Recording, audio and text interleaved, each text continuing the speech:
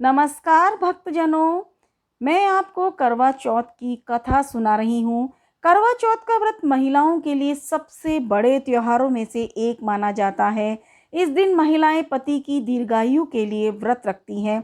पौराणिक कथा के अनुसार एक साहूकार था, उसके 7 बेटे थे। सातों भाई बहन के साथ ही खाना खाते थे।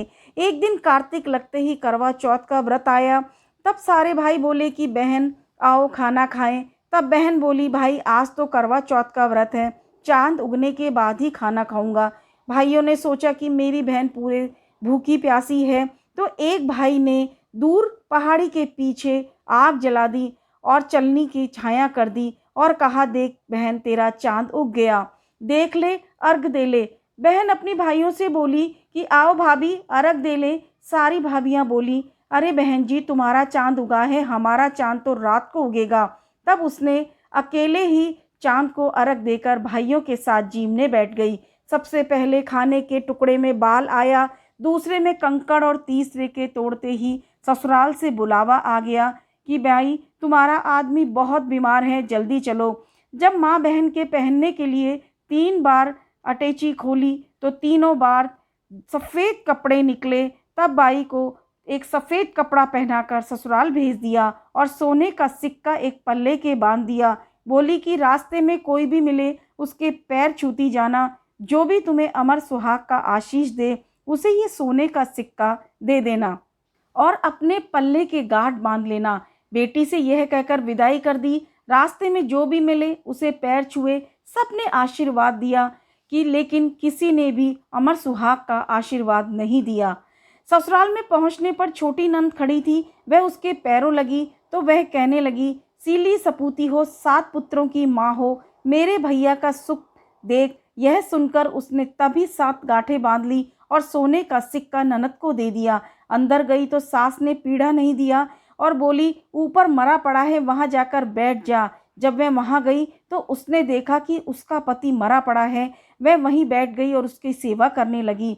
उसकी सास सारी बची कुची रोटी दासी को देकर कहती, बहू से बड़ी को रोटी दे आ। ऐसे होते होते मंगसिर की चौथ आ गई। चौथ माता बोली, करवा ले करवा ले, भैयों के प्यारी करवा ले, दिन में चांद उगानी करवा ले, घनी भूखी करवा ले। तब वह चौथ माता को देखकर बोली कि माता तुम्ही ने उजाड़ी है, तुम ही सुधारोगी, मुझे सुहाग देना पड़ेगा।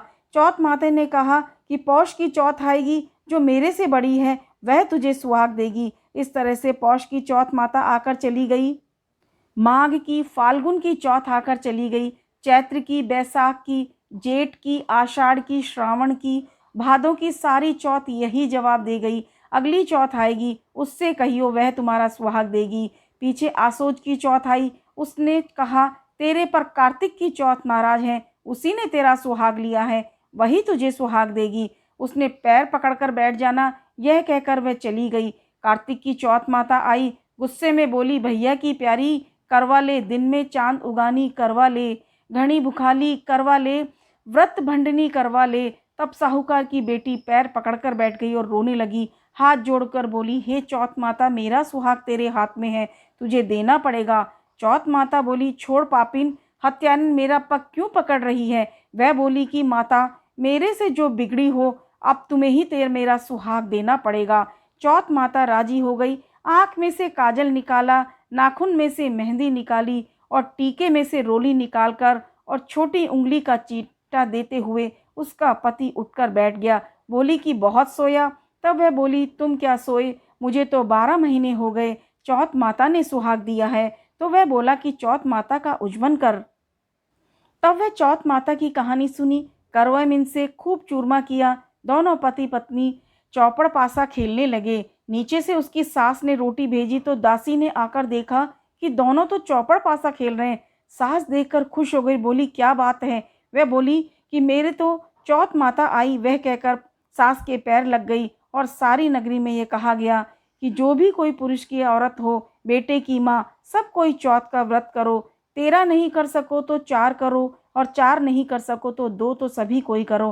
हे चौथ माता, जैसे साहूकार की बेटी का सुहाग दिया वैसे सबको देना, सबकी रक्षा करना।